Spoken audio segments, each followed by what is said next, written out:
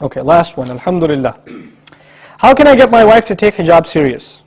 It's been a few years now and she still won't put it on. She thinks it's no big deal. Don't tell her about hijab.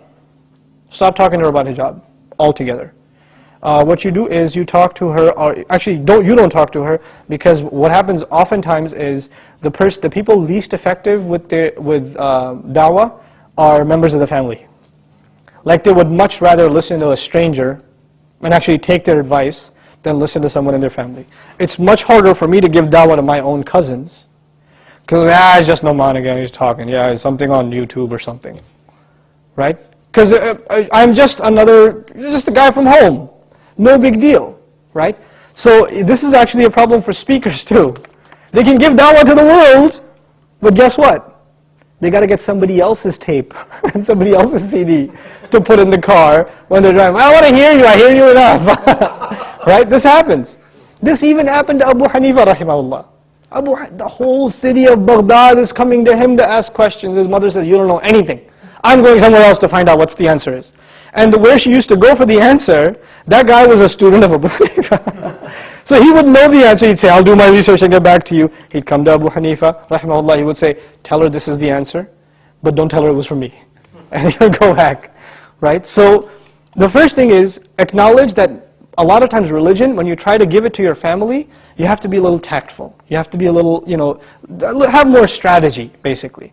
Find a really good speaker about the hereafter, the day of judgment. The biggest problem for your wife, first of all, is not hijab. Hijab is a symptom, not the disease. The disease is a weakness of iman. How do you strengthen iman? You strengthen iman with a reminder. What's the most powerful reminder? Quran. If you look at the ayat of reminder in the Quran, what are they always talking about? The hereafter and the destruction of the people in the past. This is the powerful reminder. People that didn't listen, look at what happened to them, look at what's going to happen to them, right? So, for example, a series on the hereafter, right? Somebody giving a really powerful khutbah on, how human beings have to struggle for salvation. A powerful reminder from Quran. If you make that a culture in the family, where every day, 15, 20 minutes, we're going to listen to something from the Quran in a powerful way, right? There's plenty of speakers and resources available nowadays that you can listen to, like the Al-Laki series on the hereafter is great, I think.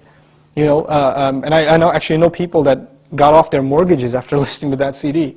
They got out of riba. It was that powerful. So, take advantage of those kinds of resources and understand that you are not always the best means of da'wah to certain people. Certain people need to hear it from somewhere else. And, we can't make da'wah to everyone. There are some people we have an effect with, some people we're completely useless with. Right? So everybody has their audience. So inshallah ta'ala, that hopefully helps you with the situation of your spouse. And last thing I should say about that, my gut feeling is her problem isn't intellectual. Meaning it's not like she's not convinced it's important. It really is, she doesn't see the seriousness of obeying Allah in every last commandment. That's the real issue. Once that's resolved, hijab is going to come anyway. And among other things, inshallah ta'ala. All done? سبحانك اللهم وبحمدك نشهد أن لا إله إلا أنت نستغفرك ونتوب إليك والسلام عليكم ورحمة الله. سبحان الله والحمد لله ولا إله إلا الله والله أكبر. سبحان الله والحمد لله ولا